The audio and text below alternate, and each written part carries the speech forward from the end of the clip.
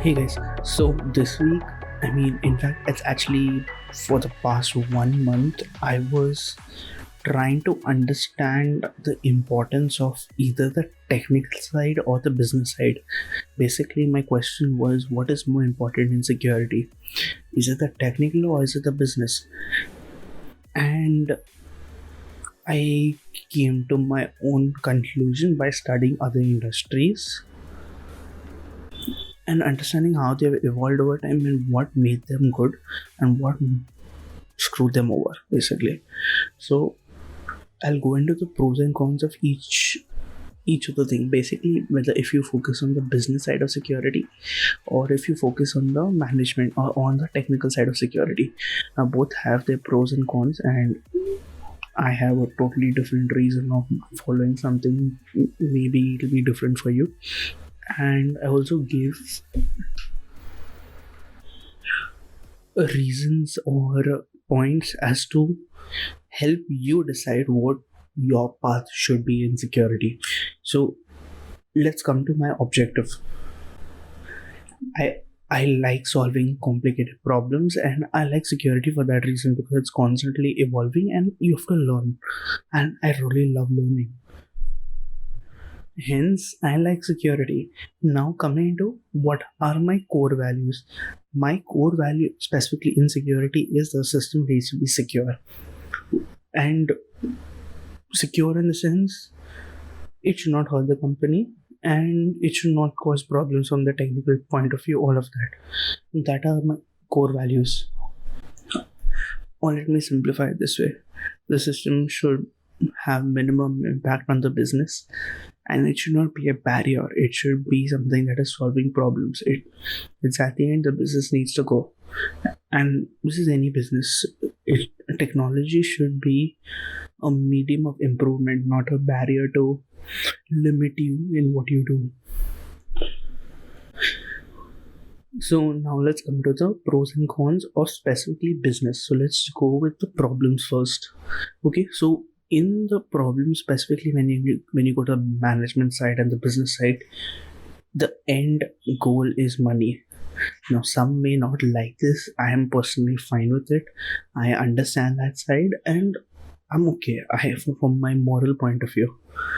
So that's the first part. Secondly, the way I see things, and this is from my own study right now, but majority of the businesses focus on short term. Like very few businesses focus on long term. It's more about, I need money today kind of a thing, that way. Or what is making me money today? Future ka we'll see later. What is making me money today, that is what we're going to do. So I see businesses more focusing on short term, which I totally understand. They have their own needs and all, less focus on long term. And that's the reason why majority, like a good number of businesses were hit by COVID because they did not have savings and all, or which were hit and went under. They did not have savings, they did not think from a long term point of view, or they did not assess the risk correctly, or they must have assessed it and not reacted or implemented, whatever. Again, their call, I'm not judging them. But majority of the times of what I see, it's more of a short term play. Now, let's take examples. Dell. How often would you buy a Dell computer? Or how much have you heard of a Dell computer these days? Whereas back in the day when Dell existed, they were damn good at what they did. It's over the years they started focusing on business. Okay, and then they got more into the business side of things. And right now, Dell, I'm not saying it's a small company, it's a pretty big company, but you hear Dell less often compared to the other brands. Then Intel again, it's only kicking up its game right now. Prior to this, AMD was beating the hell out of it. And then Apple again, before the initial launch of M1, everyone knows Apple was like, okay, you're doing like just good enough to survive. And that is a problem what I'm seeing with businesses. They are doing just enough to survive and get money into their pockets, which I can understand. I'm not criticizing them, but that is a state of what it is. So people say you need to think of the future, but reality is everyone's thinking of today. And again, I'm saying it's okay. It's their point of view. That is their decision. That is something they need to live up with. So when you start a business, you are all on the innovation side. But as you build up, you become bigger, you tend to lose foresight on the innovation and focus more on the business. And that is what I've seen happening. So now the good part of the business, it's logical. Now some may think, oh, technical is not logical. I have a point to that. Hear me out. But business is very logical. It is very streamlined, or majority of the time it is very streamlined, and it focuses on short term. Again, I've said this in the previous statement, but sometimes you need to focus on the short term than on the long term. As in, what if you have a brand that focuses purely on long term but cannot survive the long term? Like short term, you still need to survive, right? So you still need to pay the bills, you still need to pay your employees. So you need to focus on short term also. It's a balancing act. I agree, but yeah, that's the thing. So in this part, I'm putting it in the pros or in the good part. You need to focus on short term.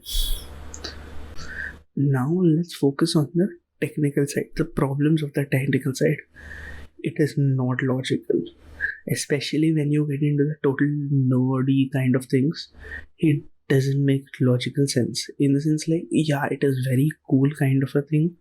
You're overpaying for something, and that's my second point. It's very expensive when you go into the totally nerdy areas. Okay, I'm talking about hardcore engineers who literally buy servers and all for learning.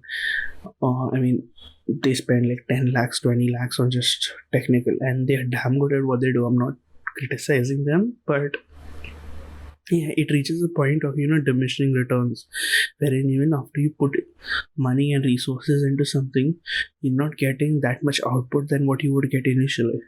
So that's the problem with technical also. That's where it gets not logical. Even some of the solutions on are very cool on paper. It's very cool to talk about it and you hear it out, but practically it's not logical to do. That's the thing with technical people.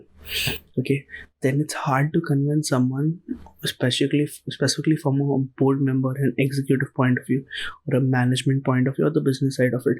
They are purely based on what is the income that is going to help us either today or tomorrow. So it's hard to convince someone on a new emerging technology that they do not know the potential of, and it's hard to even convey the potential of without having any proof. So that's I would say a problem of technical. And when you start learning something, especially in the technical side, you start to create a bias towards that particular technology. Now, I'll be open about this. I'm learning Cisco right now. I am biased towards Cisco because I have spent a certain amount of time learning, understanding a technology, and I see its uses. I mean, there are problems that this technology can solve, and I see, oh shit, I can implement this Cisco technology. I can implement this and we solve the problem. And that's the bias that creates, towards a particular technology. So, now, this is from the business side of it, but Cisco, okay, they are selling exams, CCNA, CCNE, CCNP, CCIE, these exams. They're selling it to you. Plus, on top of that, you taking it, you are becoming their sales executive, but for the technical level, specifically your CTOs, all of them. So you as a technical person take these exams, find this technology is so cool, and then when you go and work in your organization, you're getting it into your organization because it's so cool. It can solve so many problems and all. There's a bias that gets created to this, and this is the truth. This happens. So indirectly, you're paying them to be their salesman. Indirectly, a smart business tactic. I totally understand, but yeah, I'm just telling you this is what it is. Okay, now the good part of the technical side. Very few understand it well, and I'm talking about again the nerdy people who are damn good at what they do. Very few have that level of knowledge and expertise to reach that, at least what I consider really tech genius. Okay, and the second part is it is the future, because if you see every trend, the trend by itself existed way before the trend came into existence. Okay, let's take an example of Dell. I have taken this earlier also. In this particular example, let's take Dell. How did Dell start? Dell started by Michael Dell being on a phone talking to the businesses and asking them the computers they want. He was basically custom built PC initially. Because initially, what used to happen is IBM and all these other companies, they would build PCs, and it was like, this is the model you can get. It was not customizable. That was a problem, and that is a solution Dell came up with. Secondly, Apple. Apple was damn good at what they did. I mean, when Steve Jobs was there, everyone knows what it was like, so I won't go into that. The same thing with AMD. AMD stocks were like pretty bad when it came out. I mean, I'm talking about I think 10 years ago. And they are beating the hell out of Intel in the past, say, 3 years, 5 years, if I'm not wrong. So they bumped up their technical skill and became what they are. So that is a good part of having very good technical skills. Now, again, this is from my point of view and what I have been noticing. Companies are trying to go more towards generalized technology wherein they don't need expertise. Basically, something like, okay, let me put it in this way. Initially, if you wanted a website, you needed a web developer. Now, if you want a website, just use WordPress. The hosting provider when gives it to you, and it's drag and drop. You 99% of the time don't need to know any code in order to do it, and that is where it's happening. At least I see the trend going. And even from a security point of view, having a generalized method, say again, I'll take WordPress as an example. If WordPress comes up with a problem, it's going to happen. They come up with a, say, 0 day, they realize there's a 0 day that exists, they fix it within, say, a week. Okay, now every business can easily run a patch and basically update the system, update the servers, and the patch is there on the server. Whereas if you have a very custom built software, it becomes harder. I mean, you need a complete different security team, all of that alone. So from a business point of view, from a security point of view, from a technical point of view, it's becoming easy to manage. But at the same time, you don't need specialized skill in order to manage WordPress. I mean, okay, some may say, yeah, you're a WordPress developer or a WordPress web. Some people, just for drag and drop, they call themselves a WordPress developer. But I'm not going to get into that right now. But yeah. So my point is, things are becoming more easy to use and more towards generalized technology and less towards more technical. Basically, the companies are trying to simplify things, if that's the way I would put it. Yeah. So now this is let's forget about my position. Now this is the ideal position, which is actually my position also. The ideal position is having knowledge and management skills. Example, Elon Musk. Elon Musk is running a company from a management point of view, yet he has a technical skills for launching a rocket and whatever. He might not be an expert in launching a rocket. There might be rocket scientists and all for that. I'm not going to go into that again, but he knows his stuff. Same thing. Now, this is an example. The next example is something not many may know, but everyone knows the company. If you're in India, at least, Tata Steel. Tata Steel was founded by, one minute, let me check it. Okay, so Tata Steel was founded by Jamshed G. I may have screwed up that name, but yeah. But I went into this guy, what he did.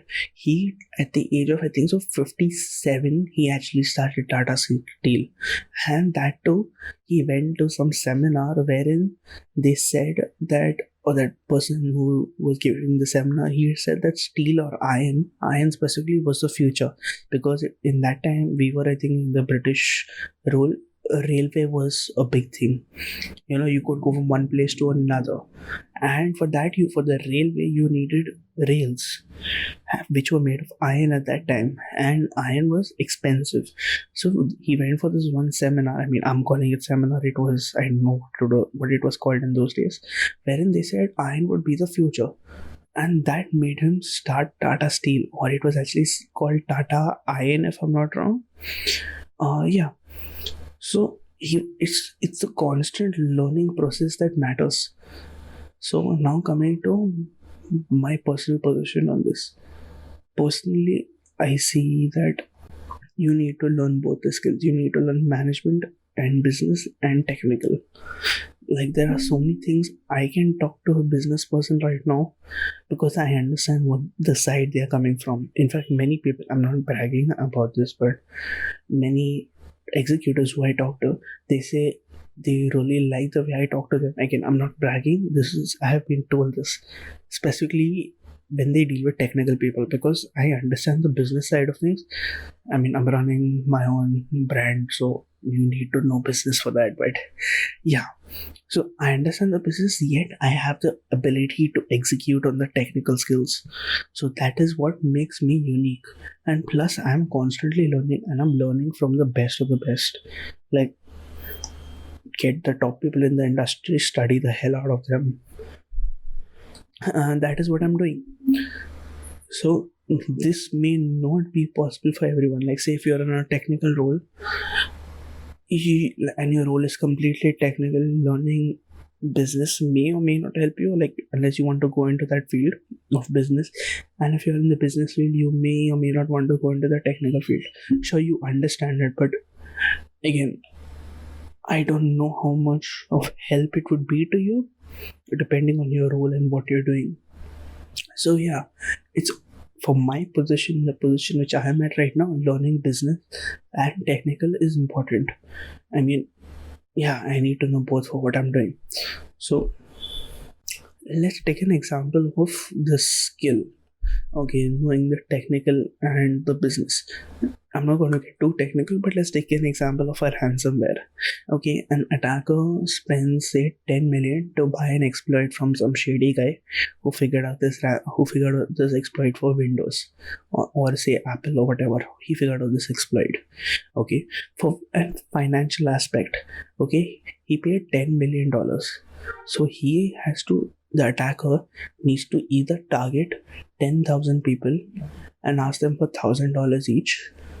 Okay, or he can target 20 high profile people and ask him for $1 million, and he'll be in profit.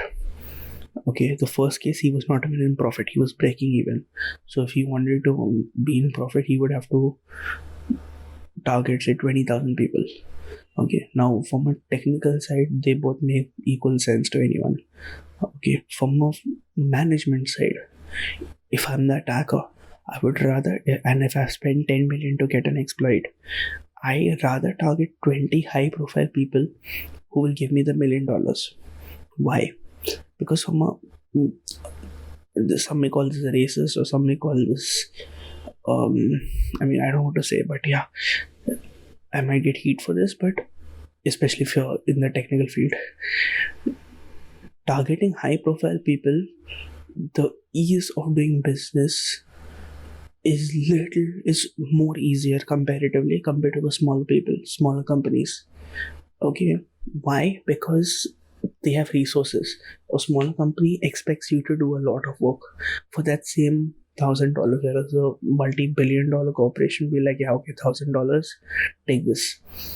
So now from again coming back to a finance point of view, targeting those 20 high profile people, say they're executives or they're actors, whatever, high profile people, they would pay $1 million to get access to their data, because each hour they don't have access, they're losing money.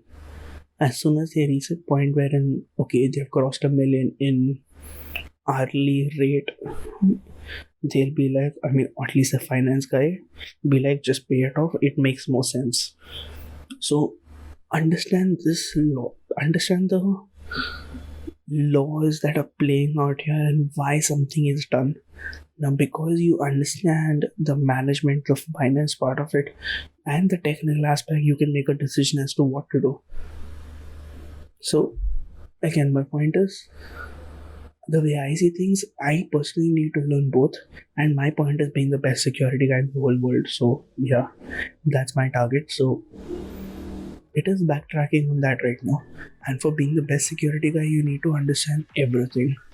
And people know security is not only technical, it's management, it's business, it's finance, it's politics, it's psychology, it's a lot of things. And I feel like I do not know enough how much ever I do.